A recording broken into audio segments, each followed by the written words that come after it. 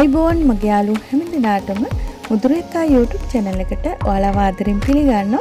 ඉතින් හුඟ දවසකින් තමයි ඔයාලා වෙනුවෙන් වීඩියෝ එකක් කරන්න මට ඉඩ ප්‍රස්තාව ලැබුණේ. ඉතින් අද අපි ඔයාලා වෙනුවෙන් crop top design එකක් කොහොමද කරගන්නේ කියලා තමයි කරලා පෙන්නන්නේ. මේකේ පපුවට උඩ වටමින්මටත් ඉන වටමින්මටත් අපි ඉලාස්ටික් යොදාගෙන උරහිසට හීනි පටි දෙකක් යොදාගෙන තියෙනවා. ඉතින් අවශ්‍ය නම් ඕගොල්ලන්ට මේක ඔෆ් ෂෝල්ඩර් විදිහට පුංචි බෝරිච්චියක් දෙකක් යොදා ගන්න පුළුවන්. ඉතින් අපි බලමු මේ බ්ලවුස් එක කොහොමද කරගන්නේ කියලා. ඉතින් ඇත්තටම හරිම ලේසියෙන් මේ බ්ලවුස් එක කරගන්න පුළුවන්. මම විස්කෝස් මැටීරියල් එකෙන් තමයි මේක කරලා තියෙන්නේ.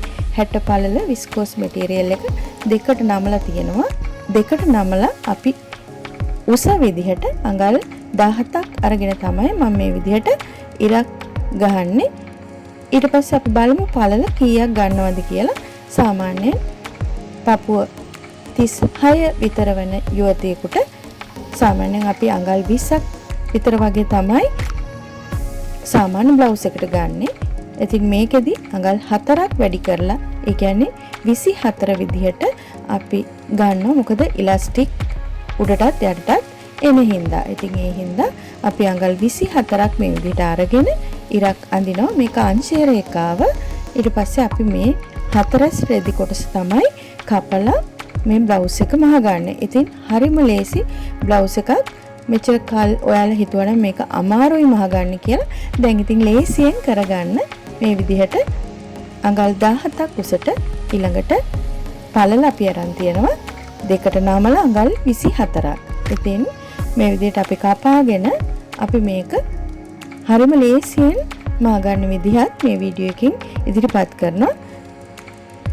ඉතින් ඔයාලා තාමත් මුදුරේකා YouTube channel එක subscribe කරලා නැත්නම් subscribe කරන්න කියලා ආරාධනා කරනවා. ඉතින් මම මේ පටිය තමයි කපන්නේ. පටිය අපි මේ විදිහට කපා ගන්නවා. පටි දෙකක් තමයි එකවර මේ විදිහට කපා ගන්නෙ. අපි අඟල් 1මාරක් පල්ල විදිහට අරන් තියෙනවා. ඒ වගේම අපි දිග අර ගන්නවා අඟල් 12ක් විතර. ඉතින් ඒ ප්‍රමාණය ඒ පටි දෙකට සෑහෙනවා. ඒ කියන්නේ පටිය මහල වරුණාම අඟල් භාගයක් විතර පටිය වෙන්න ඕනට වැඩිය පළල් විදිහට ගන්න. ඉතින් ඔයාලට අවශ්‍ය නම් මේක පළල් විදිහට ගන්න පුළුවන්. ඒ වගේම පුංචි බෝරිච්චියක් දා ගන්න පුළුවන් ඔෆ් ෂෝල්ඩර් හැඩයට. ඉතින් අපි මේ පටි දෙක මේ විදිහට මහ ගන්නවා හීනියට උරහිසට එන්න. ඉතින් මේක නැති වුණත් මේ බ්ලවුස් එක අඳින්න පුළුවන්. දෙකට නමලා හීනියට අයිනෙන් මහම් පාරවල් දෙකක් මේ විදිහට මං ගහ ගන්නවා. මේ විදිහට මුලින්ම පටි දෙක අපි මහලා ඉවර වෙලා තමයි මේ බ්ලවුස් එකේ අපි අංශය මුට්ටු කරගන්නේ. ඉතින් අංශය මුට්ටු කරගෙන තමයි අපි ඊතුරු වැඩ ටික කරන්නේ. ඉතින් මුග දවසකින් ඔයාලා වෙනුවෙන් වීඩියෝ එකක් මට අරන් එන්න හැකියාවක් ලැබුණේ නැහැ. ඒ වුණාට මං ඉදිරියේදී මේ වගේ වීඩියෝස් කීපයක් ඔයාලා වෙනුවෙන් කරන්න බලාපොරොත්තු වෙලා ඉන්නවා. ඉතින් අපි මේ විදිහට පාටි හදාගෙන ඉවරලා අංශය මුට්ටු කරනකොට මේ විදිහට නමලා තමයි මුට්ටු කරන්නේ. ඉතින් නෝලොක් එකක් නැති වුණත් ඔයාලටත් පුළුවන් මේ විදිහට අපි අර සරම් මුට්ටු කරන්නේ මේ විදිහට නමලා මුට්ටු කරගන්න. ඒක හරිම පහසුවෙන් නූල් යන්නේ නැති වෙන්න මහ ගන්න පුළුවන් විදිහක්. ඉතින් අපි මේ විදිහට මහගෙන ඉවර වෙලා උඩින් මේ වගේ ටිකක් ලොකුවට අඟල් භාගයක් නවලා ඊට පස්සේ අඟලට තමයි අපි මේ විදිහට මහුම් පාර ගහන් යන්නේ.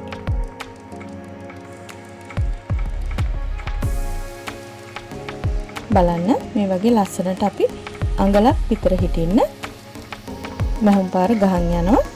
ඇතුළට අඟල් භාගයක් විතර නවලා. ඉතින් මේක ගහන් යනකොට විශේෂයෙන් සලකන්න ඕන මේකේ විවරයක් තියන්න ඕනේ එක තැනකින්. ඉතින් අපි ඔර පටන් ගන්න තැනම පොඩ්ඩක් අඟල් භාගයක් විතර විවරයක් හිටින විදිහට තමයි අපි මහන්නේ. ඒ විවරයෙන් තමයි ඉලාස්ටික් එක ඇතුල් කරන්න අපි යොදාගන්නේ. දැන් මේක මහලා ඉවර වෙලා අපි ටැග් කරගන්නවා. ඒ විවරය තියලා ඒ විදිහට ටැග් කරගෙන ඉවර වෙලා අපි නැවත අඟල් භාගයක්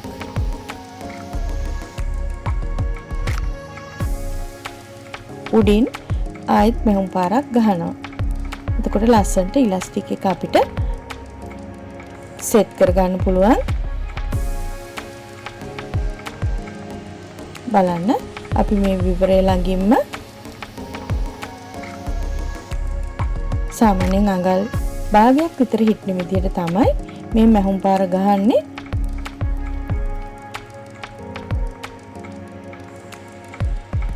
ඉතින් මේ මහුම් පාරේදී විවරයක් තියාගන්න ඕමනා නැහැ. අර මුලින් තියාගත්ත විවරයෙන් තමයි අපි ඉලාස්ටික් එක ඇතුල් කරන්නේ. ඒ විදිහටම අපි පහළ වාටිය පැත්තත් මහගෙන යනවා.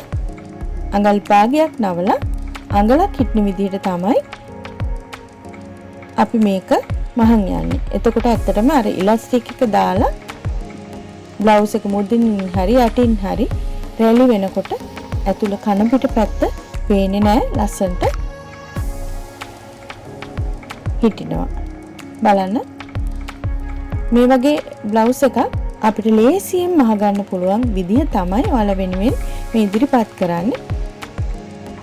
ඉතින් ඇත්තටම විනාඩි 5කින් වගේ කපලා මහ ගන්න පුළුවන් ලේසිම බ්ලවුස් එකක්. මම හිතනවා ඔයාලා හැමෝම මේක කරලා බලයි කියලා. ඉතින් මේකෙත් මේ වගේ විවරයක් තියා ගන්නවා අඟල් භාගයක විතර. ඊට පස්සේ අපි නැවත අඟල් භාගයක් තියලා උඩින් හිටින විදිහට මහුම් පාරක් ගහන් යනවා. ඉතින් මේ මහුම් පාරවල් දෙක අතරින් ඉලාස්ටික් එක යවුවාම ලස්සනට රැලි වෙලා හිටිනවා. ඉතින් අපි මේකේ ඉලාස්ටික් එක ගන්න ඕන මේ රෙදි ප්‍රමාණයට වැඩිය සෑහෙන අඩුවෙන්.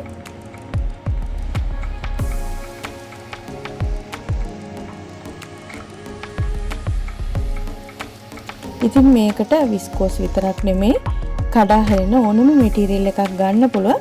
අපි මේ විදිහට මහලා ඉවර වෙලා මේ ඉලාස්ටික් එක ඇතුල් කරන්න තමයි හදන්නේ. ආය කටුවක් උපයෝගී කරගෙන අපිට පුළුවන් මේකේ ඉලාස්ටික් දෙක ඇතුල් කරන්න.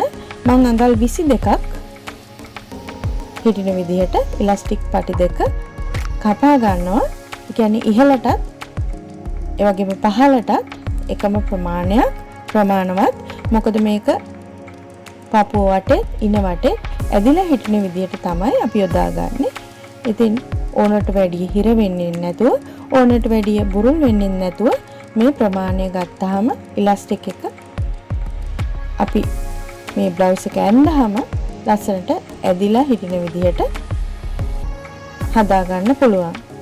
ඉතින් පුංචි බෝරිච්චියක් දෙකක් මහනවා නම් සාමාන්‍යයෙන් නැම්මට අඟල් 7ක් විතර වගේ හිටින විදිහට ඒ කියන්නේ පළල පැත්ත ඒ වගේම උස පැත්ත අඟල් 6ක් විතර හිටින විදිහට අරගෙන ඒකෙත් මේ විදිහටම අඟල හිටින විදිහට නමල මහ ගන්න පුළුවන්. මහලා ඉලාස්ටික් යොදාගෙන මේකේ සයිඩ් එකට අල්ල ගන්න පුළුවන්. දෙපැත්තටම අල්ලගත්තාම ලස්සන පුංචි පෝරිච්චියක් දෙකක් එනවා. ඉතින් ඒක අවශ්‍ය නම් විතරක් කරන්න. ඕගොල්ලන්ට පුළුවන් මේකට හීනි පටි දෙකක් උරහිසට යොදන්න. එහෙම නැත්නම් නොයද ඉන්න. මේක ඇත්තටම මීට උඩින් වෙනත් බ්ලවුස් එකක් ඇඳලා උනත් අඳින්න පුළුවන්. අද කලියෝතියන් හරිම ආසාවෙන් අඳින ඇඳුමක්.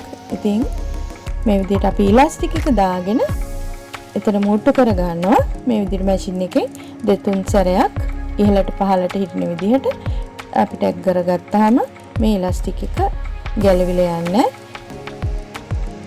ඉතින් උඩිනොත් මේ වගේ මැහුමක් ගහලා අපි ඉලාස්ටික් එක හොඳට ඇතුළට හිටින විදිහට ඇදලා සකස ගන්නවා. ඊට පස්සේ අර විවරය අපි මහනවා නැවත ඇරෙන්නේ නැති වෙන්න. ඉතින් මේ විදිහට තමයි අපි ඉලාස්ටික් දෙපැත්තටම දාගන්නේ. මං හිතනවා ඔයාලට තේරෙන්නේ නැති කියලා. මං බලාපොරොත්තු වෙනවා ඔයගොල්ලොත් මේක මහලා මට ඒ ගැන විස්තර මගේ Facebook group එකක් තියෙනවා. ඒ වගේම pages තියෙනවා. මගේ FB account එකක් තියෙනවා. ඉතින් ඔයාලට පුළුවන් WhatsApp කරා හරි මට මේ ගැන දන්වන්න. ඒ වගේම මේ වීඩියෝ එක යටින් කමෙන්ට් එකක් දාන්න පුළුවන්. එහෙම නැත්නම් දුරකථන මාර්ගයෙන් මාත් එක්ක සම්බන්ධ වෙලා මේ ගැන විස්තර කතා කරන්නත් පුළුවන්. ඉතින් අපි මේ විදිහටම ඉලාස්ටික් එක උඩිනුත් යදාගෙන හදා ගන්නවා. ඉතින් හරිම ලේසියෙන් විනාඩි 5කින් විතර කරගන්න පුළුවන්.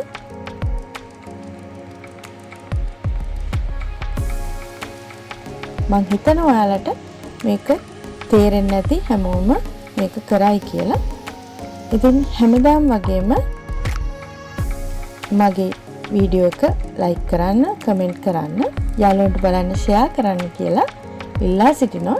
ඒ වගේම තවමත් ඔයාලා මගේ channel එක subscribe කරලා නැත්නම් subscribe කරන්න කියලා ඉල්ලා හිටිනවා. ඉතින් මේ බ්ලවුස් එක බලන්න අඳිනකොට කොයිතරම් ලස්සනට